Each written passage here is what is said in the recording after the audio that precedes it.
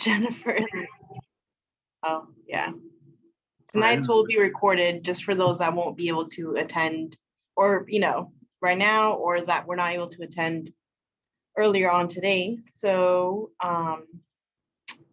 yes, here we go. We'll go ahead and start with prayer, and then we'll jump right into it. We pray in the name of the Father, the Son, and of the Holy Spirit. Lord, you have said with your most holy lips, without me, you can do nothing. We each embrace your words with our whole heart and soul, and we ask you to bless this, our undertaking, in the name of the Father, and of the Son, and of the Holy Spirit. Amen. Well, thank you for keeping up with us and our many emails, I'm sure, from Sherry. We're trying to do a checking every once a month from now until NCYC. So this is our June update. We have quite a bit of items on the agenda, but they're going to be shown more in a timeline fashion. So the first things that we'll show and we'll talk about are the most pressing, or the ones that are going to be coming up right around the corner, or we need to be doing as of right now. And then the ones later on towards the end are the ones that will be coming up closer to the NCYC in the fall. So as a quick aside before we get too into that, I just realized something that nobody has called us on, and that Jessica, we have not noticed. It's July. And I'm pretty sure, yep, we typed June 20th here also. Oh, that's hilarious. And I just now noticed it. How many times have we looked at this slideshow in the last couple of days? And then this morning, we even said June update. And I'm like, wait, it's not June though, is it? So for those watching the recording, you're not watching something that's like got a month-old data. Today is July 20th. We're just losing our minds. That is just, Justin and I are not, apparently we're still in June. So we want to make sure for the recording's sake that people know what's going on here. But we apologize. Anyway. This is the July update. So moving forward. So the first thing on our agenda tonight is the participant information registration spreadsheets that you should all have received from Sherry. This is the one that has, it's very long, it extends all throughout the whole page. It has name, address, contact information, parent information, youth, information, all of that. As soon as you receive and have information from your youth that are going and your other delegates, please send those into Sherry. Even if you don't have all the information from all your participants, even if, let's say you have 15 total participants, but you only have 8 of those, participants' information, send in those 8 as soon as you have them. And as you keep, updating that spreadsheet yourself, just keep sending it to Sherry, because the earlier she gets those, the easier it'll be for her to just keep those in track and keep our numbers up to date and our participants. Another aspect of this in particular is, especially for the chaperone information, she'll be able to check in on the virtues and background checks as soon as possible, mostly because those take about 5 to 6 weeks to complete. If someone hasn't, undergone a background or virtues training, those can take a while. So if you have chaperone information, just the name, even just the name itself, just send that into Sherry and she'll be able to begin checking in that information. Like I said, it's okay if you don't have all the participants' information. Whichever ones you do have, just keep sending those in as soon as you have that information. That's for the adults. It's important because of the virtues and the background check. As for the teens, it's important to have their information, just because then Justin and I will begin coordinating hotel arrangements and busing and what that looks like. So especially with accommodations, special accommodations that people may need, or substitutions or adds or drops, that's important for us to have even just those teens as soon as possible. So any delegate information, just keep sending that into Sherry, please. Next. And I would only emphasize on that the way to send information to Sherry is not just like by putting that information in an email, but via the spreadsheet that she sent out. If you need it, ask her for it. It's got a long title. It's something like 2021 Des Moines Diocese Delegation Participant Information or something along those lines. If you're not sure which one it is, just email Sherry and she can tell you the specific one, but it needs to be, the information about your participants needs to be submitted on that particular spreadsheet. And that's also how you'll do updates, by just sending new versions of that spreadsheet. And she just sent that one recently, I believe this past week. So otherwise, she'll probably send in another reminder here and there. So that's us just, asking her to send those, reminding you all to send those in. The second item on our agenda for tonight is scholarship and grant notifications. We received a little bit more information now as far as, how that financial aid, which parishes will be receiving, but you will definitely be notified no later than July 30th. If your parish did apply for financial aid, you will definitely be notified by email, the amount, and then how much, each, whether it was from NCYC or the diocese that was able to give you financial aid. Not much aside from that, just make sure that you'll be looking out for that email.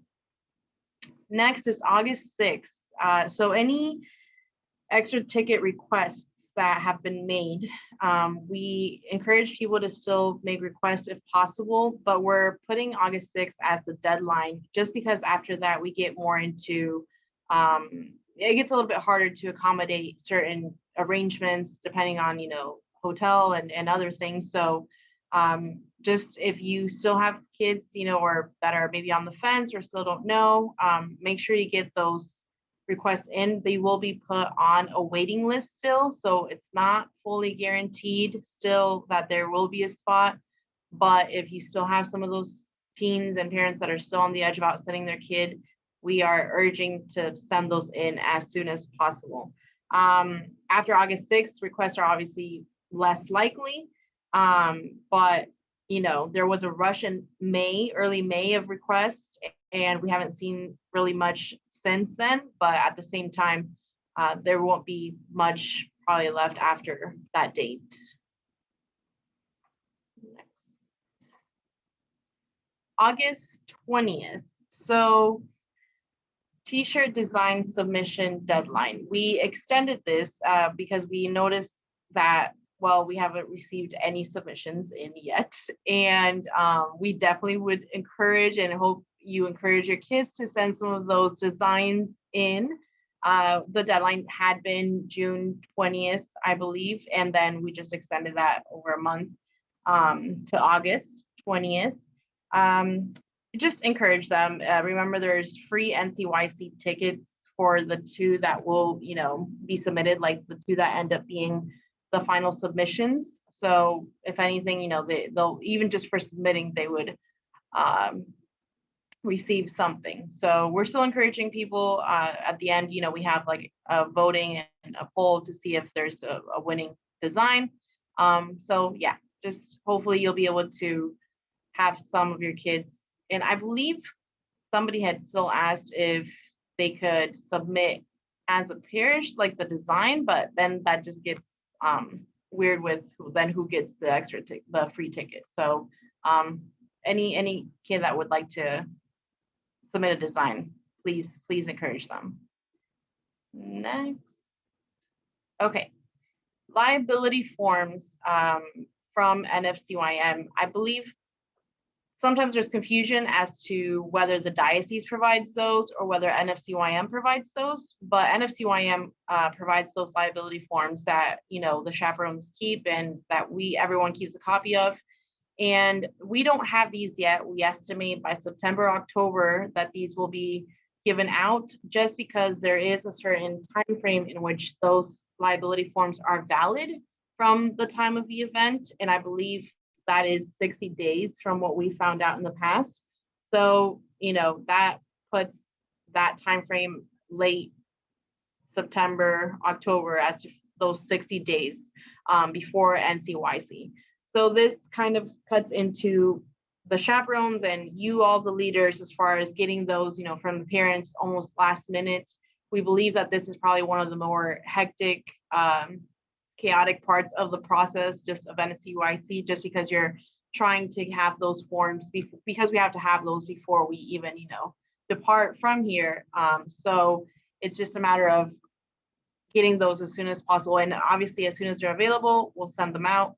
And it's just, as soon as you receive them, try to send them back to us. Let's see. Yes, that was it on that one.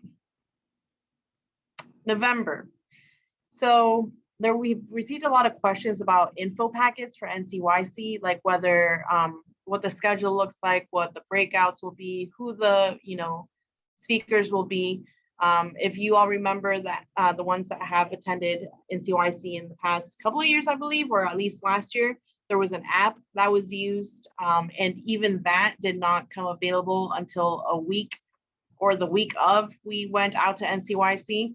So unfortunately, we do not have, the info packets or the handbooks for the actual conference. Those literally are usually just given sometimes even at the conference itself, or they're mailed, or their diocese receives them literally, I think, the week of the conference that we head out. So just be patient with, receiving as far as info packets. We do encourage you all to kind of prep your teams as to the format of the conference, even though you may not have the details of the conference yet.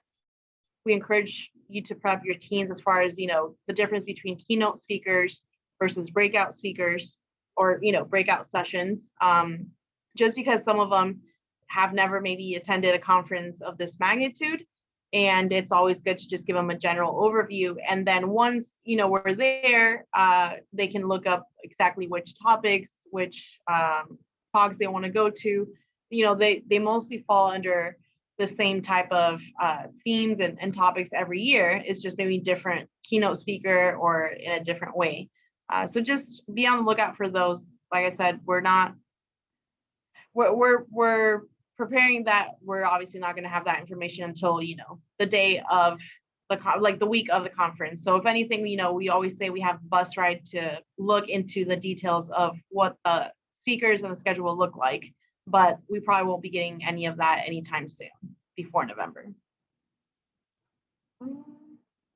I think the only last thing, sorry, before the hotel, but the only last thing on that is that there will also be information about how the convention center will be,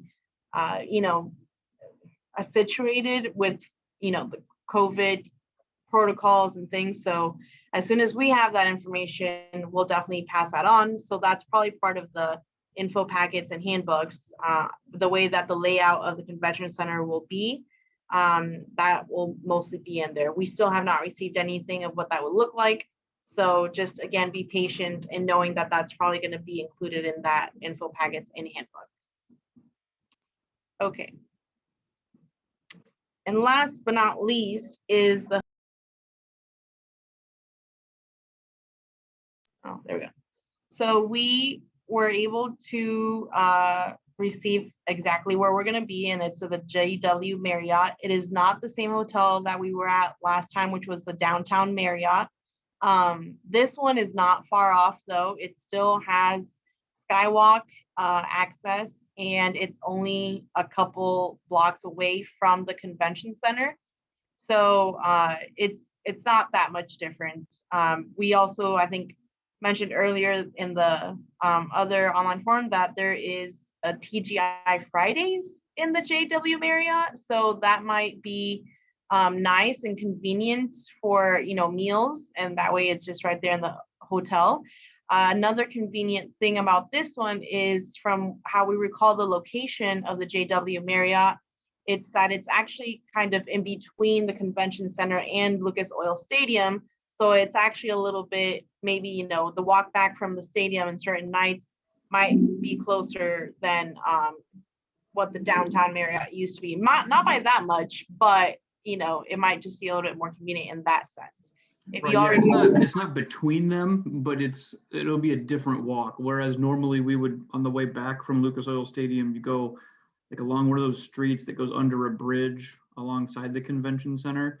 This, you just go on the other side of the convention center, which, as I recall, is a little bit larger of a walkway, and it just, I think, has fewer people usually going that way. And so, yeah, it's more or less equidistant from all the things as the hotel we've been at in the past. In fact, it technically is connected to the hotel we've been in the past, just by a kind of dark and scary parking garage and whatnot.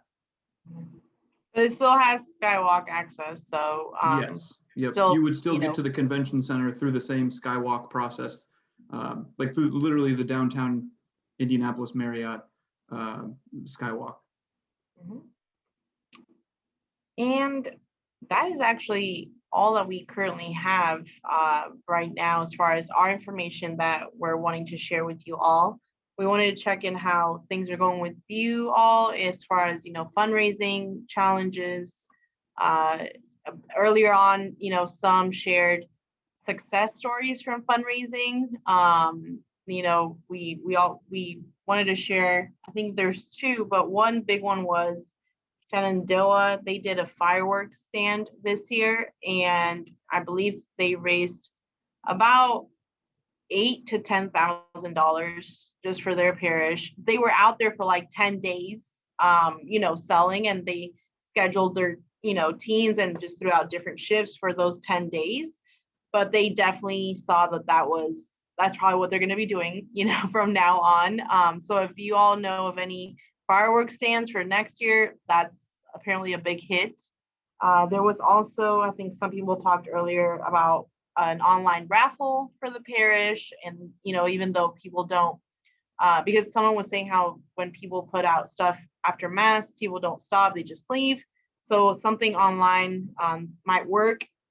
And I believe somebody else was having some sort of like golf tournament where, again, some of it goes just to the youth group and, NCYC. So there's different options, but of course we want to hear from you all and see how you guys are feeling and how you all are doing with everything.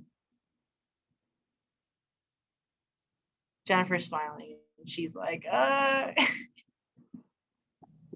Yeah, I'm really going on prayer. I think that God, money's just going to rain down upon us. It's going to be fine. He's going to take care of it. It's slow moving. We've got a very small parish and a lot of older people that don't really understand what NCYC is, and the kids are trying. They really are, but yeah. So we're going to go with eventually God's just going to rain down money. It's going to be fun. Sounds good. Erica, Laura, how are you all feeling? Woodbine's doing well. We've been doing some fundraising. We are getting some more interest of people who didn't sign up initially. I had a pretty firm and hard cutoff date. So it'll be interesting to see if we'll pick up any extras. One thing that the kids keep asking if there's still restrictions. I know that they said there was only going to be like 10,000 in attendance this year. Do you know if they lifted any of that? I know the kids have been kind of bummed, like, no, there's usually like 20,000. Yeah, as far as, I think that question came up earlier, and as far as we know, the cap has still not been lifted. We're still waiting to see, just because we know that NFCYM said that they're still maybe putting out extra tickets depending on what that looks like, but they're still going off of the restrictions and the guidelines that they have over there, right. not trying to push it. So, but as far as we know, the cap has still not been lifted. We're hoping that 10,000 somehow still gives the feel of of it all. Yeah. But we'll keep you posted for sure, though. Okay, thank you. Yeah. We're just, slowly but surely, we're just taking baby steps, and I kind of feel like Jennifer, God will prevail and he will make sure we get what we need so we could make it. So yeah. Baby steps for us. Yeah, oh, that's good. Well, do you all have any questions as far as what some of the things we shared with you all tonight, or anything else that is still lingering from now on, like I said, we'll be doing these once a month, checking in and keeping you up to date as far as what the rest of the next steps will, look like. Honestly, probably after the August one, it'll just be minor, details, and mostly just making sure everyone has their paperwork in, and because by then, really, the tickets that we had extra would already be distributed, and any other accommodations, it's just moving different pieces around after that probably. So please still feel free to reach out to Justin and I, or Sherry, with any questions, or mostly right now it's just sending those forms in, those registration spreadsheets that we're asking. Just keep sending those in as soon as you have information from the participants and the chaperones to Sherry, so she can get started on checking those, and the background checks and the virtues checks. So I think that's it. Justin, do you have anything else? No, I think that's all. Just to emphasize the spreadsheet getting into Sherry, even if it's incomplete for now, even a little bit of information for now is extraordinarily helpful. So yeah, just that's for both background and virtues checks, but as well as putting together the bus and our bus schedule and hotel rooms. The sooner we get on those things, the better. And we really can't do, especially the hotels, until we know the makeup of your parish delegation. So yeah, getting us that information as soon as possible is a big deal. And then August 20th, of course, for the t-shirt design contest, go ahead and reach out to the artistic kids in your parishes and tell them to work up a cool design. Yeah. Other than that, I think, that was, it went kind of quick, and there might have been a lot, but I think really right now it's just information that we all wanted you to have, just an update as far as, where we're at in the process. And then you'll, I'm sure, be receiving emails from Sherry constantly, just reminding you. So we apologize ahead of time for many emails that are coming. But we're gonna ask her about that. We've asked her to send out weekly, yes, if not more often than weekly, emails. We're gonna over communicate as much as we possibly can these next 4 months. Yeah. So well, thank you. I was late for the beginning of the meeting. Sorry if you already said this, but is our mask still mandated? At this point, yes. The NCYC website still has that. It'd be pure speculation on my part, but I would assume that as long as there's not a fall spike of, any sort of variant or whatever, and as long as both the state of Indiana, the city of Indianapolis, and the diocese, Archdiocese of Indianapolis, if they're all on board with removing a mask mandate, I assume that it would happen. But to my knowledge, that hasn't happened yet. I'm sure those conversations are happening, but we're not privy to them. Okay, thank you. All right. Well, this one was recorded, so be on the lookout for a follow-up email in case you want to go back and just, rewatch it and just have more of the information that we shared with you all. So be on the lookout for that email from Sherry with the recording, and then probably just another reminder to send in those spreadsheets. So, well, thank you all. And remember, the next one is August 19th, which is essentially a month from now. It's again it'll be on a Thursday. We'll have one in the morning at 10, and then another one in the evening at 7, just whichever one works better for you. So thank you.